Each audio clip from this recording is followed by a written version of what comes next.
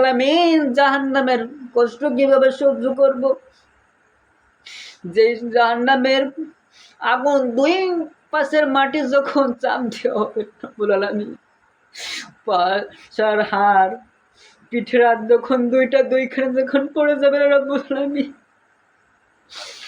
যখন দুই হাত দুইটা যখন মিলে যাবে রব্বুল আলামিন, কিভাবে সহ্য করব ও রব্বুল আলামিন। যখন ওই সূর্য যখন মাথার পর আসবে, 3 হাত উপরে যখন মাথার পাড়া সূর্য আসবে রব্বুল আলামিন, কিভাবে ওই কবরগুলো সহ্য করব, ওই আযাব কিভাবে সহ্য করব গো রব্বুল আলামিন, ওই আযাব কিভাবে সহ্য করব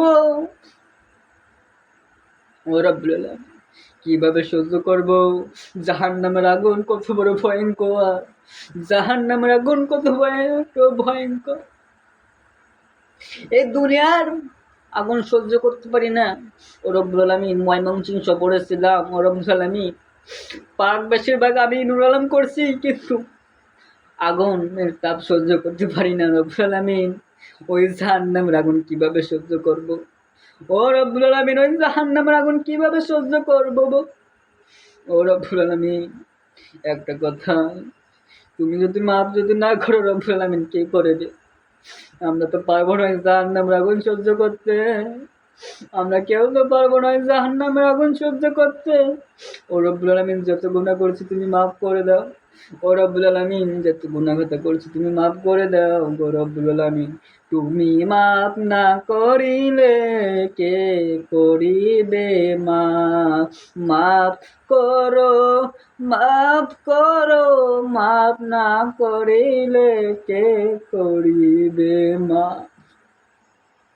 ও রব্বুল আলামিন, পাশে গোরস্থান যাবে মসজিদ, ও রব্বুল আলামিন পাশে গোরস্থান যাই না, কত মায়ের শুয়ে আছে ও রব্বুল আলামিন, কত মায়ের শুয়ে আছে রব্বুল আলামিন।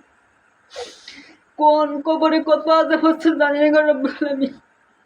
কত মায়ের আমাদের দিক চাইয়ে থাকে, কোন সময় দোয়া করবে, কোন সময় দোয়া করবে আমাদের ও রব্বুল আলামিন। সেদিনকে আদেশ পড়ে দেখলাম যে মৃত্যুর পরে কোনো আমল করলে সে আমল কাজ হবে না, মৃত্যুর আগে যত আমল করবে সে তো আমল আল্লাহর কাছে কবুল হবে। মৃত্যুর পরে যতই বলো আল্লাহর কাছে যে আমি নামাজ পড়ি, যতই করো ওইটা আমল কাজ হবে না।